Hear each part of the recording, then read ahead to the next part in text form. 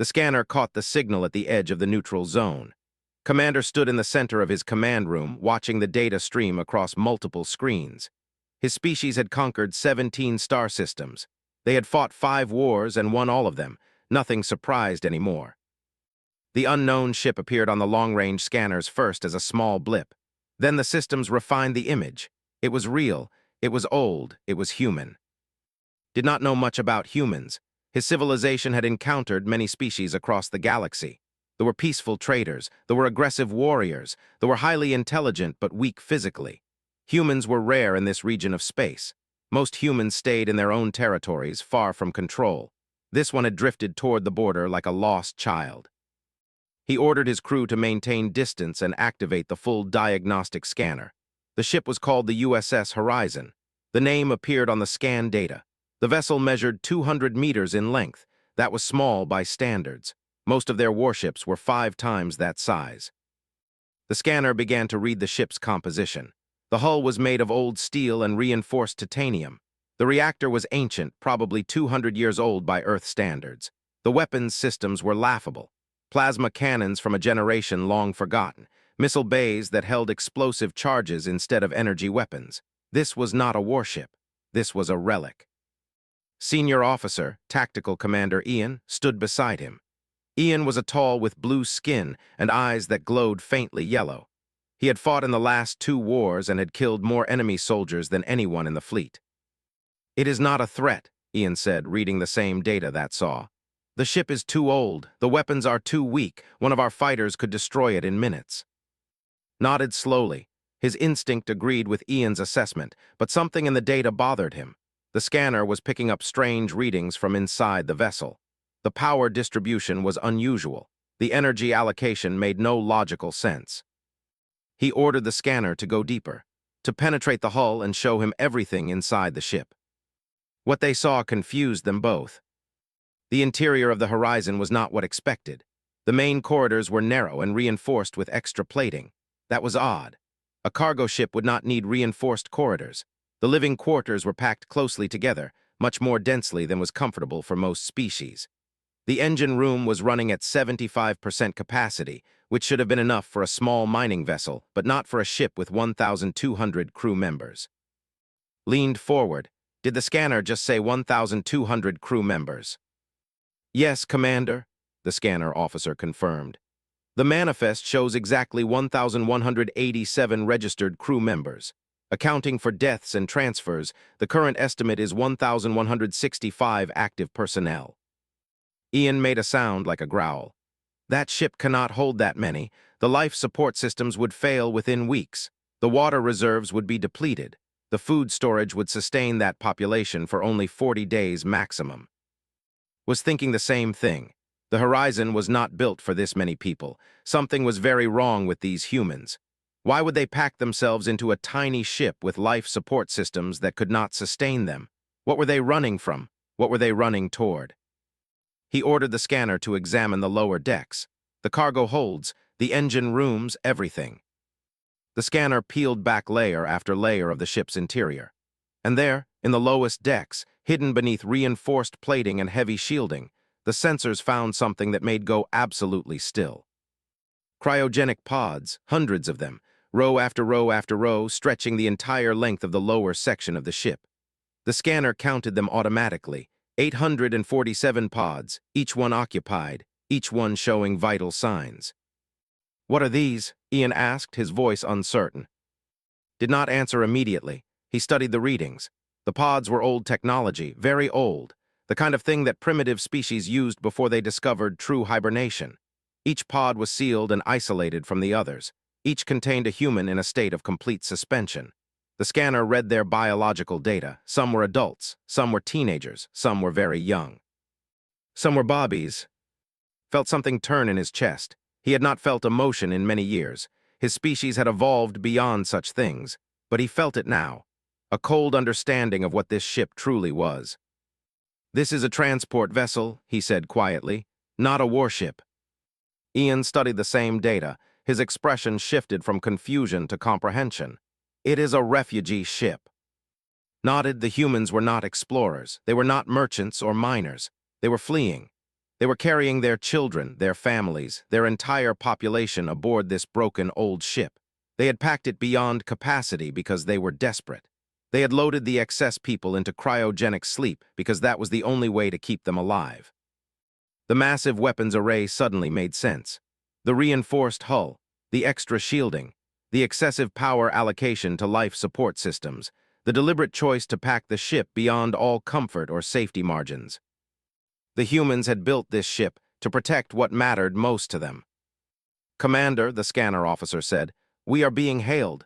The human ship is requesting communication." Took a deep breath. He looked at Ian. His officer's expression showed the same realization. This was no longer a simple encounter with a primitive species. This was something different, something potentially dangerous in ways that had nothing to do with weapons or technology. "Open the channel," commanded, "but maintain full alert status." Something about these humans feels Captain sat in the command chair of the USS Horizon and felt the weight of 1,200 human lives pressing down on his shoulders. He had lived with that weight for 3 years. It had become part of him now, as natural as breathing. His uniform was worn. His hands had calluses from years of physical work on the ship. His face showed the strain of a man who had not slept soundly in longer than he could remember. The sensors had picked up the alien fleet 40 minutes ago, 8 ships. They were holding position at exactly 50,000 kilometers distance. They were scanning the horizon with every instrument they possessed. Knew what they would see. He knew exactly what those aliens would find when they looked at his ship. They would see a ship that should not work but did. They would see a crew that was too large for the vessel that carried them. They would see weapons that were ancient and fuel systems that were stretched to their absolute limits. And in the lower decks, if their scanners were good enough, they would see the children. That part always made stomach tighten. His first officer, Lieutenant Fisher, stood beside his chair. Was 28 years old, but she had the eyes of someone much older. She had been there from the beginning. She had helped him load the cryogenic pods. She had helped him pack families into those metal tubes and watch the doors seal shut. "They are still holding position, sir," said. "No hostile actions, no weapons charging." Yet said, it was not a word he wanted to say, but it was the reality they all lived with. Survival was not guaranteed. It had never been guaranteed. Activated the communication system. If the aliens were going to do something, he wanted to speak to them first. He wanted them to hear a human voice. He wanted them to understand that they were not dealing with machines or empty space. They were dealing with people. "This is Captain of the human vessel Horizon," he transmitted. "We are a civilian transport vessel. We request safe passage through this sector of space. We have vulnerable people aboard who depend on this ship for their survival." The silence that followed was terrible, waited for a response. None came. The aliens were still scanning, still reading every detail of the horizon, still discovering all of its secrets. Leaned down and whispered, "Do you think they understand what we are, sir?" Did not know, he hoped they did. He hoped that when aliens scanned this ship, they would see what he had built, not a warship, a sanctuary, a small piece of hope traveling through an uncaring universe, a place where the last remnants of humanity could survive and eventually rebuild. But he also knew that not all species cared about such things. Not all species respected the value of life. Some species would see the horizon as a prize to capture. Others would see it as a threat that needed to be eliminated. A few might understand what it truly was and leave it alone. The odds were not good. In the medical bay, Dr. Henry Cole was checking the vital signs of a child in one of the forward cryogenic pods. The boy was 7 years old. His name was David. He had been asleep for 3 years and would remain asleep for at least 2 more years. His parents were in the cryogenic section too, in pods just a few meters away. When they woke up, they would wake up together as a family. If they woke up at all. Dr. Cole did this check every single day. He knew it was not necessary. The cryogenic pods had their own monitoring systems, but he did it anyway because the pods contained people he was responsible for. People who could not defend themselves. People who were completely dependent on the rest of the crew to keep them alive and moving them to safety. The ship shuddered slightly as the alien scanners penetrated deeper into the hull. Dr. Cole knew what they would find down here. More pods, more children, more families sleeping in suspension. This was why they had reinforced the lower decks so heavily. This was why every spare resource on the horizon went to life support and protection. On the bridge, an alarm suddenly sounded. Not a weapons alarm, a communications alarm. The aliens were responding. His hands gripped the armrests of his chair. Every person on the bridge tensed. Whatever came next would determine their fate. A voice came through the communication system.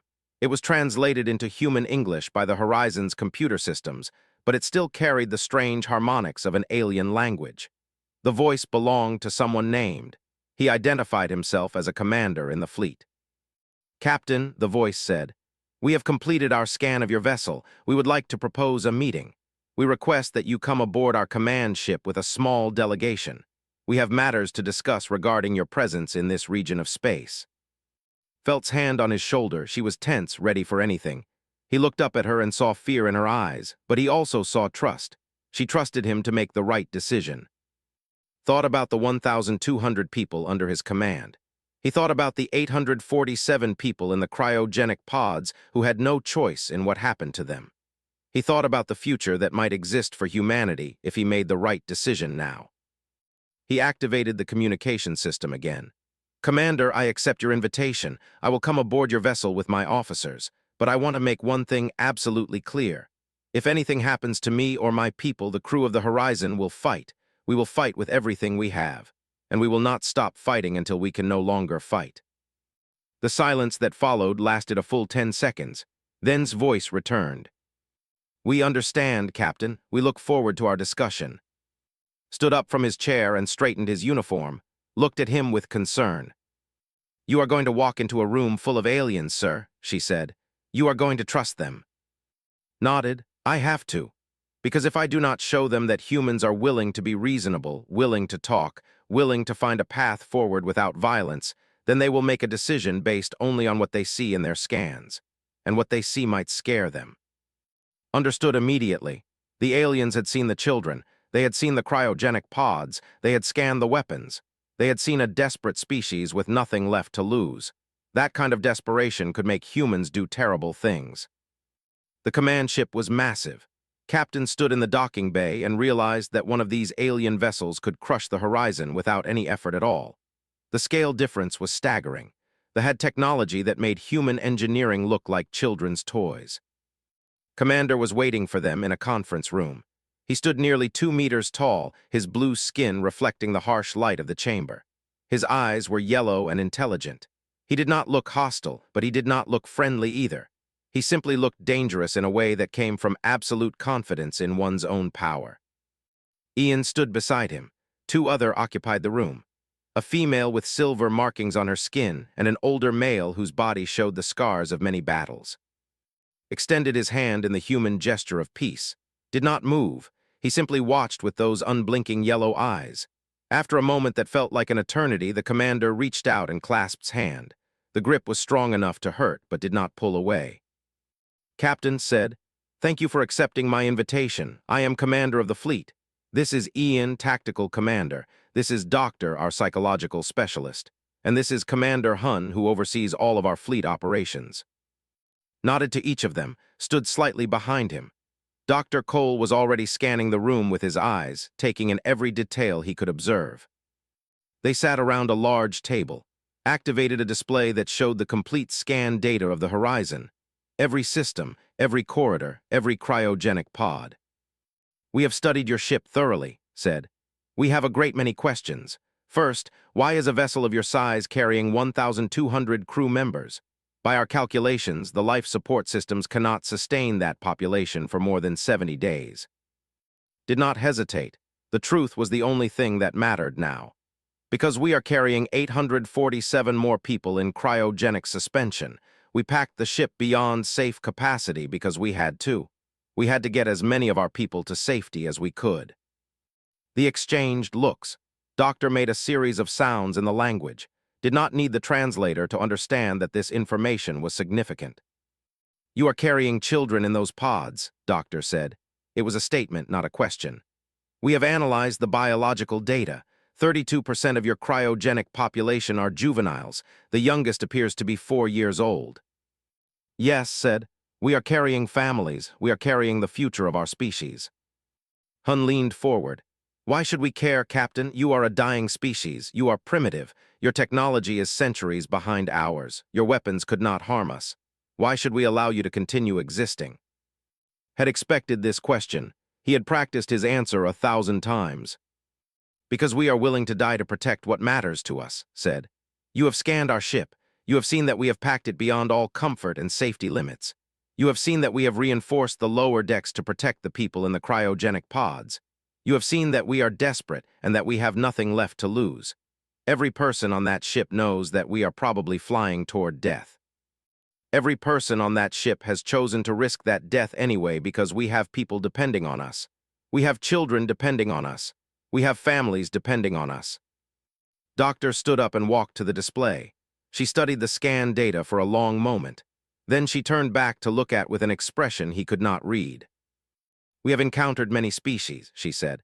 They are peaceful but selfish. They will surrender any principle to avoid pain. They are aggressive but logical. Once you demonstrate superior force, they cease their resistance. They are intelligent but weak. They calculate cost and benefit and choose survival at any price. But humans are different. You are attached to individuals. You form bonds that override logic. You are willing to suffer enormous costs for people you love. She pulled up a section of data. This is your crew's psychological profile. Every single crew member has volunteered for this mission. Every single crew member knows the odds of survival. Every single crew member has accepted probable death as the price of protecting those in your cryogenic pods. Your neural patterns show something unique. You understand sacrifice. You understand duty. You understand that some things are worth dying for. She looked directly at, that makes you dangerous. Stood up, his movement was sudden and made tense. But the commander did not move toward him aggressively. Instead, he walked to the display and studied the Horizon's weapon systems. We have fought 5 wars, said. In every conflict, the enemy species eventually surrendered.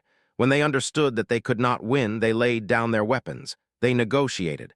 They chose survival over continued fighting. This is the logical choice. This is the choice that advanced species make. He turned back to look at.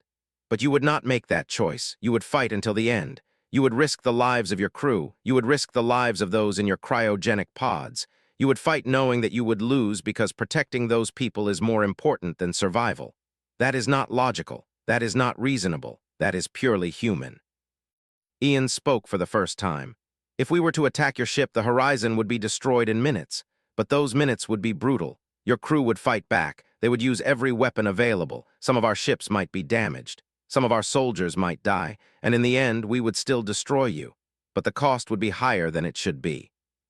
That cost is unacceptable, said. Not because you pose a genuine threat to our military superiority, but because I do not want to destroy people who are willing to die for their children. I have seen many things in my lifetime, Captain. I have conquered star systems.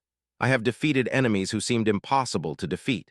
But I have never seen courage like the courage I see in your people. I have never seen a species willing to sacrifice so completely for others.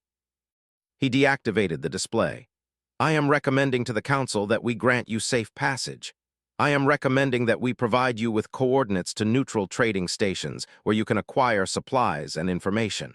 I am recommending that we allow your ship to continue its journey unmolested. The Council chamber was silent, presented his case to the ruling body of his civilization. He showed them the scan data. He explained his analysis. He described the human crew and what he had observed in their psychological profiles. The Council members watched and listened. They were the most powerful beings in the Empire. They had ordered the destruction of civilizations. They had conquered star systems.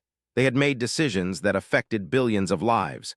But none of them had ever encountered a species quite like humans. One of the Council members, an ancient named, asked the first question. Commander, are you suggesting that we should allow this primitive species to continue existing? That we should grant them safe passage through space that we control? Yes, replied. I am suggesting exactly that, not because they are powerful, not because they pose a threat to our military superiority, but because they are unique. They are a species that values love more than survival, that values duty more than comfort, that values their families more than their own lives. These are qualities that we lost when we became civilized.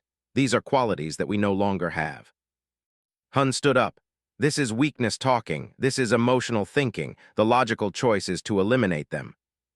No, Doctor said. She had been listening from where she stood near the display. The commander is correct. I have analyzed the human psychology extensively. Their attachment to their children is not a weakness. It is their greatest strength. A species that will fight to the death to protect its young cannot be easily conquered. A species that values family more than survival cannot be broken through intimidation or threat. Such a species can only be defeated through complete annihilation. And the cost of that annihilation would be high. She pulled up the Horizon's specifications again. Their weapons are primitive, but observe the weapon's angles. Observe the targeting systems. Every single weapon is positioned to maximize damage to any ship that attempts to close distance with the Horizon. Every system is designed for close combat. Their crew has trained extensively for that scenario. They have accepted that they will die in such a conflict. We would achieve victory, but we would lose at least 2 of our warships, possibly 3. That cost is not acceptable for the elimination of a single refugee vessel. Consider this. You are saying that the human crew would choose to die rather than surrender.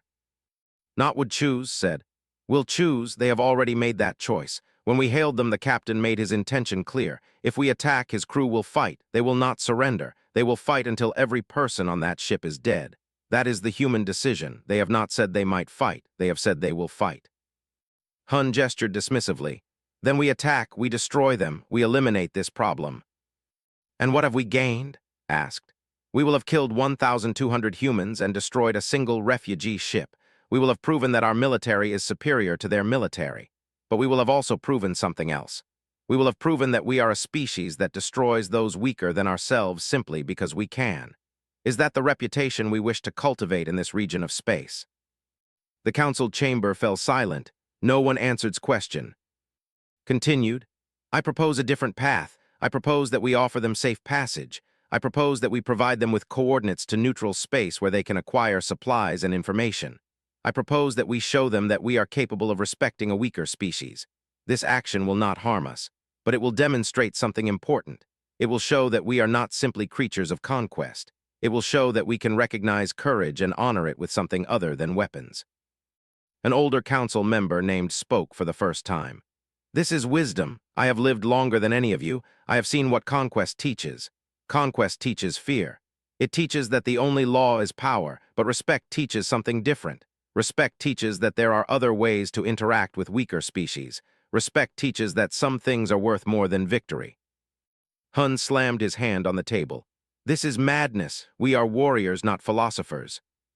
We are both, said. We are warriors because we have the strength to be warriors. We are philosophers because we have learned that strength alone is not enough. A civilization that exists on strength alone will eventually fall to another civilization that is stronger. A civilization that also values wisdom and honor will endure. The vote was called. The council voted 7-3 in favor of his proposal. Hun and 2 other council members voted against, but their voices were outnumbered. The decision was made. The Horizon would be allowed to proceed. The fleet would provide safe passage and coordinates to neutral space. When returned to the conference room to tell the news, he saw something unexpected. The human captain had tears running down his face. Dr. Cole's hands were shaking, was staring at something beyond the walls of the chamber as if she could see across the vast distance to where the Horizon waited. We have made our decision, said. The council has voted to grant you safe passage. We will provide you with coordinates to neutral space. We will escort you to the edge of territory. You are free to go, Captain. Your people are safe. Stood up and extended his hand again. This time grasped it firmly. It was a human gesture, but the commander understood its meaning. It meant respect. It meant gratitude. It meant that something had changed between them. The Horizon pulled away from space with the escort fleet maintaining a respectful distance. Captain stood on the bridge and watched the alien warships fall back toward the border. They had provided exactly what they promised. Coordinates to 3 neutral trading stations. Data about safe routes through contested space. A warning about pirate factions that operated in the outer sectors. They had given humanity a chance. Stood beside and watched the same display. I did not think we would make it this far, sir, she said quietly. When I first loaded the cryogenic pods, I thought we would die within a year. I thought the universe would find us and destroy us before we could find safety. So did I, admitted. But we did not die, and more importantly, we made something the aliens had not expected. We made them think. We made them question whether destroying us was worth the cost. Dr. Henry Cole entered the bridge carrying a data pad. He looked exhausted but relieved. Captain, I have checked all of the cryogenic pod readings. All 847 people are still in stable condition. We lost no one in the encounter with the... We can continue the journey to the neutral stations as planned. Nodded, the Horizon's crew had worked tirelessly to keep those pods functioning. Every person on the ship understood what was at stake. Every person on the ship understood that the people in those pods represented humanity's future. If those pods failed, humanity failed. Over the next few weeks, the Horizon traveled toward the first neutral station. The escort dropped away as they approached the border. But before they left, Commander sent one final message. "Captain," the message said, "I have filed my official report with the Council. I have documented the characteristics of your species. I have recommended that all commanders treat humans with respect and caution, not because you are strong by our standards, but because you have something we do not have. You have the capacity to care more deeply than any species I have encountered. You are willing to suffer unbearable pain rather than abandon those you love. That makes you dangerous in ways that weapons cannot measure." The message paused, then continued. "I have made a decision regarding my future. I am stepping down from my position as a military commander. I have requested to lead a research team that will study human philosophy and psychology. I wish to understand how your species developed this capacity for sacrifice. I wish to understand what we have lost and what we might regain. Perhaps in studying you, we can learn something about ourselves." Listen to the message 3 times. Each time, he found new meaning in its words. The alien commander had been changed by the encounter just as much as humans had been changed. The Horizon docked at the first neutral station. It was a massive orbital platform run by the species. There were merchant traders who did not belong to any empire. They dealt with all species equally as long as there was profit to be made. The station provided what the Horizon needed: food, water, replacement parts for the ship's aging systems, medical supplies. Most importantly, the station provided information about safe routes through space and the locations of other neutral stations where they could resupply. Dr. Cole met with medical specialists. He arranged for basic genetic screening of the cryogenic population. Everything looked healthy. The frozen people would survive the journey. Met with the station commander, unnamed. The alien was short and wide, with brown skin and 3 eyes. He studied with obvious curiosity. "You are the human captain," said. "Word travels fast through neutral space. The granted you safe passage. This is very unusual. Most species do not receive such courtesy from them." "We showed them something they did not expect," said.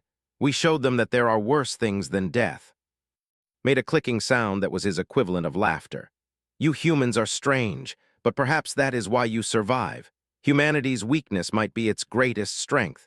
Come, I will show you the supplies we have available, and I will tell you what I know about the systems ahead of you." Over the next month, the Horizon followed a route that had recommended. It was longer than the most direct path, but it was safer. It avoided the territories of hostile species.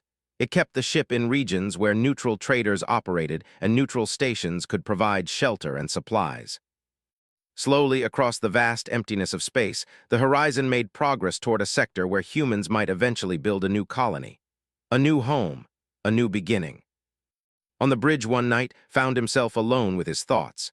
He looked at the display showing their position in space. They were so far from Earth, they might never see their home planet again. The people in the cryogenic pods would wake up to a world that looked nothing like the one they had left behind. But they would wake up. They would have the chance to live and build and dream, and that was enough. In his quarters, Dr. Cole reviewed the biological data from the Horizon's crew. Every person showed signs of stress, but every person continued to function. Humans were resilient. Humans adapted. Humans found ways to endure even in impossible circumstances. He thought about the alien commander had been changed by learning about human nature. Perhaps that was the real victory. Not that the Horizon had escaped destruction, but that they had shown an advanced civilization something about itself. They had shown what they had lost in their pursuit of technological advancement. Stood in the cryogenic chamber and looked at the frozen faces of the people she was sworn to protect. A child slept in one of the pods, an old woman in another, a young couple holding hands even in suspension. These were the dreams of humanity. These were the hopes of the species. She placed her hand against one of the pod windows and made a silent promise. They would survive, all of them. She would not let anything happen to these people, not while she drew breath. not while the horizon continued to fly. High above the horizon, on the bridge of his command ship, watched the human vessel continue its journey away from his territory. He thought about what he would write in his report to the leadership. He thought about the research he would conduct on human psychology. But most of all, he thought about the moment when he had made the decision to let the horizon pass. It had been a choice his civilization might have called illogical. It had been a choice based not on power or advantage, but on something else. Something his species had forgotten. It had been a choice based on honor. Understood now that strength without honor was just brutality, that power without respect was just oppression, that victory without wisdom was just temporary advantage. The humans had taught him that. A primitive species with ancient weapons and a broken ship had taught the most advanced military commander in the Empire a lesson about what it truly meant to be great. As the horizon disappeared from his sensors, made a decision. He would recommend that all human encounters be treated with caution and respect, not because humans were powerful, but because humans possessed something that they had lost. They possessed the capacity to love something more than themselves. And that, now understood, was the most dangerous and most precious thing in the entire galaxy. The horizon continued its journey through space. Behind it, the fleet had turned back toward their own territories. Ahead of it lay unknown dangers and uncertain futures. But the ship carried within it the seeds of humanity's future. 847 people in frozen suspension, 1,265 crew members dedicated to their protection, and one captain who understood that some costs were worth paying. The aliens had scanned the horizon and found something unexpected. They had found courage. They had found sacrifice. They had found the will to endure that exists within the human heart. And in finding those things, they had discovered why humanity would eventually matter in a galaxy full of advanced civilizations. Not because humans were strong, but because humans would never surrender. Not because they were powerful, but because they would die for their families. Not because they had superior technology, but because they had something deeper. They had hope, they had love, they had the will to continue forward no matter what the cost. And that was worth more than any weapon ever created. "Why did you do this?" asked. "You could have destroyed us, you could have taken this ship and everything on it." "Because you reminded me of something my civilization has forgotten," said. "You reminded me that strength means nothing if it is not tempered by mercy. You reminded me that true power comes not from weapons or technology, but from the willingness to sacrifice for others. Your species is primitive by our standards. Your technology is ancient. Your weapons are weak, but your courage is something we can no longer produce. Your willingness to die for your children is something we have lost." He looked directly into Sai's. "Do not misunderstand me, Captain. If you become a threat to the Empire, we will destroy you without hesitation. But until that time comes, you have my respect. You have the respect of a warrior who understands that he has encountered something rare and precious. Continue your journey, Captain. Keep your people safe. Show the galaxy that humanity has a place among the stars." Hun made a sound of disagreement. "They are a potential threat. They should be eliminated while they are weak." "No," said, "they are too dangerous to engage, not because of their weapons, but because they will fight with the desperation of a mother protecting her child. They will not surrender. They will not negotiate in a way that serves our interests. They will fight because that is the only choice their hearts will allow them to make. That kind of desperation makes even a weak enemy impossibly difficult to defeat." He looked directly at. "Your species is different, Captain. Most species reach a point where they value survival over everything else. Your people have reached a different point. You value the lives of your children over your own survival. That makes you stronger than any advanced weapons system. That makes you a species worth respecting instead of destroying." But it could also show them for what they really were. A species willing to do anything to protect their young. A species willing to stand against overwhelming odds to keep their people safe. A species that could not be easily defeated because they had already lost everything. Gathered his officers. He would take and Dr. Henry Cole with him. 3 humans going to meet with the alien commander. 3 humans betting everything on the possibility that aliens could understand the value of what they were protecting. As he walked toward the departure shuttle, looked back at the bridge one final time. The horizon hung in space, a small and broken vessel carrying the last hopes of his species. He hoped it would be enough. Rent than all the others.